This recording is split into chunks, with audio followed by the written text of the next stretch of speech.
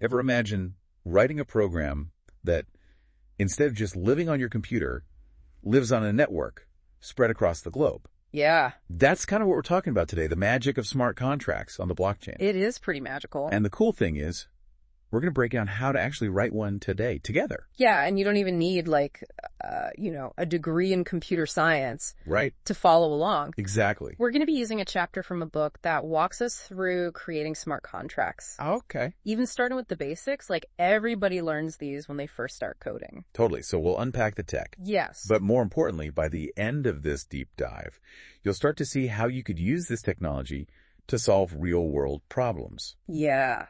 But first, we got to start with that classic programming tradition, writing Hello World. Yeah, it's like the foundation for almost every programmer out there, and in this case, our Hello World is going to exist on a blockchain. Whoa. So that means it's not just on your computer, but potentially part of this massive decentralized network. So cool. It's a pretty cool first step. And they actually show you how to do it in just 7 lines of code.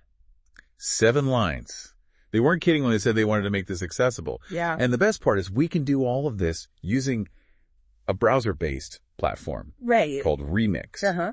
It's basically like having Google Docs, but for writing smart contracts. Yeah, so if you think about an IDE or integrated development environment, that's like a programmer's toolbox, right? Okay. Remix just brings that toolbox online so that you can start coding without downloading any fancy software. Yeah, and the book actually uses screenshots of Remix throughout so you can visually follow along with each step. I love that. Yeah, okay, yeah. So we've got Hello World down. Yeah. Ready to level up our coding game. Absolutely. So the chapter then introduces a slightly more advanced contract, one that can increment and decrement a value. Okay. Think of it like a digital counter we can program. Gotcha. This example is a great way to understand how we can build more complex applications on the blockchain. And this is where we get to dive into some of the core concepts of smart contracts, like the constructor function. Right. The constructor function is essentially a set of instructions that are executed only once when the contract is first created. Think of it like this. You're building a house, and the constructor function is like laying the foundation. It sets the stage for everything that comes after. And speaking of setting the stage, I love how the chapter uses an analogy to explain pragma directives. They compare it to telling a buffet you're vegan. Ah, yes.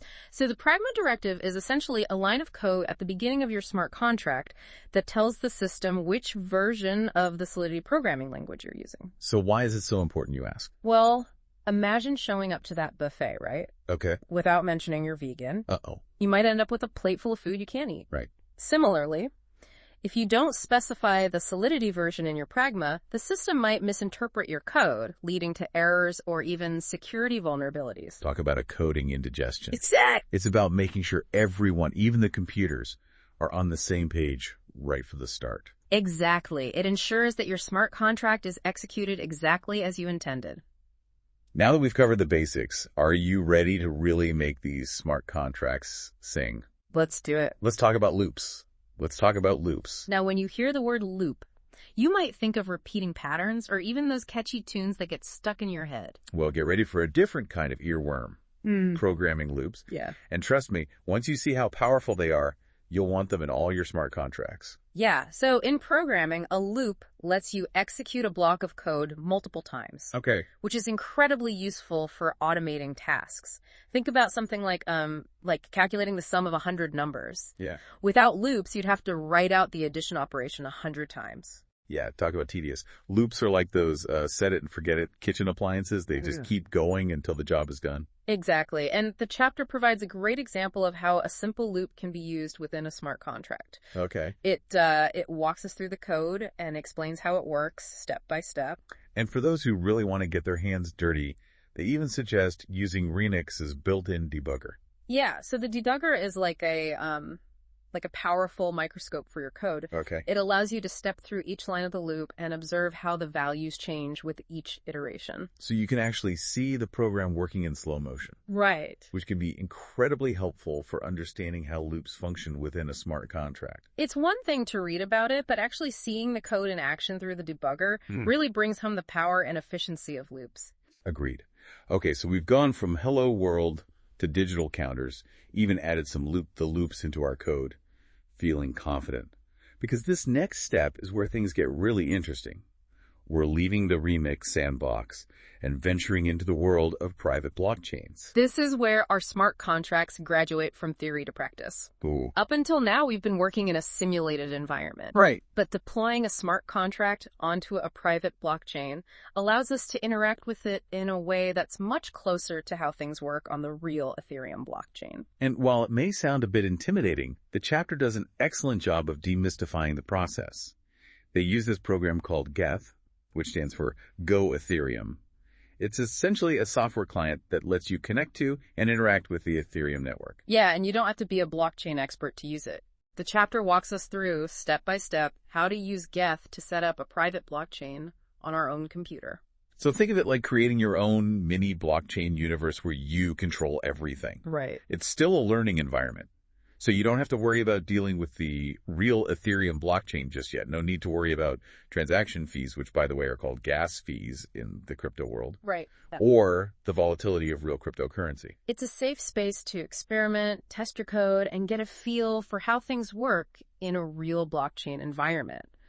And speaking of getting a feel for things, how about we try our hand at mining some Ether?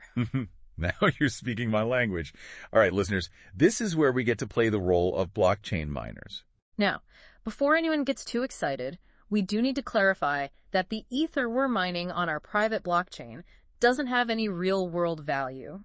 It's more like play money we can use to understand the underlying mechanics. Exactly. Think of it this way.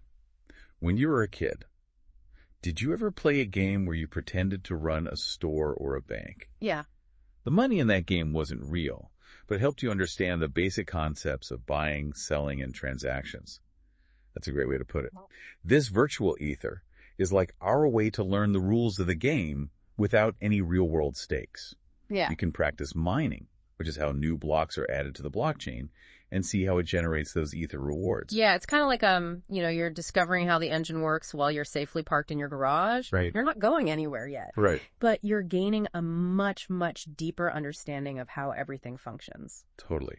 And who knows, maybe this sparks some ideas for where you might want to take your blockchain journey next. Right. But before we get ahead of ourselves, let's take a moment to appreciate how far we've come in just this short deep dive. Yeah. We've gone from that classic Hello World program to deploying and interacting with smart contracts on our very own private blockchain. Yeah, it's impressive. We even mined some virtual Ether along the way. Not bad for a day's work, right? Not bad at all, but more importantly, we've demystified some of the jargon and technical concepts that often surround blockchain technology. For sure. Our goal was to empower you to not only understand this technology, but to start imagining its potential. Totally, because at the end of the day, that's what's really exciting about smart contracts and this whole decentralized world we're stepping into.